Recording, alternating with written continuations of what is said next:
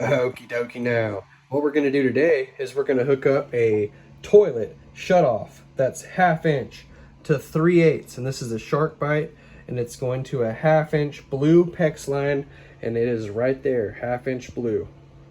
Blue 42, set, on, off. This end, we're going to crimp to the blue PEX line, 1/2 inch. This side has a funny little nut sack, a funny little nut on it. And we're gonna take that off of there, because that's a trash piece right there. Okay, now that's what we got. And I don't got a lot of things, but I have a scushing for you. A scushing for you.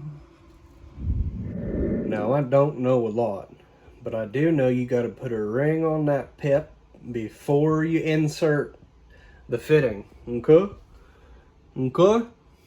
Links in the description below. Let's put a ring on it before we insert. Okay? Now. That's awfully pretty there. Now you're gonna want to check your pipe, make sure it's all clean, that it's not all scratched or bent or anything like that. And you've got everything in place. We've got a scushing and a ring on it before you insert, okay? Now, what are we gonna do? Well, we're gonna insert, my friend. We're gonna insert this end with the little ribs on it, not this end, okay? Not this end. We're gonna put this end right here, and we're gonna shove it in that cram hole, okay? Push it in there. Now that it's in, it's all the way in, okay? This is what it looks like. And I don't know if you can see it or not. It's pushed all the way against the metal there, see? Right here. And the ring, we're gonna put that ring in place. We want it a little bit closer, like that, okay? And then make sure it's straight. Make sure it's in place. And it's not too far up and it's not too far back. Okay, we could go a little bit further, closer, like that. Okay, and everything is looking good.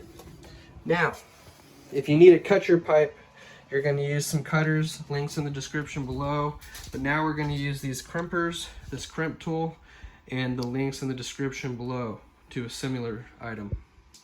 Now, let's use this crimp tool. And how do we do it? It opens like that, okay? And you put the ring, the tall part of the ring that sticks up, inside this little muncher, okay? You put it in the muncher, and then you squeeze the muncher, and then your pipes will hold water. Now, let's crimp it. I have pulled the cruncher.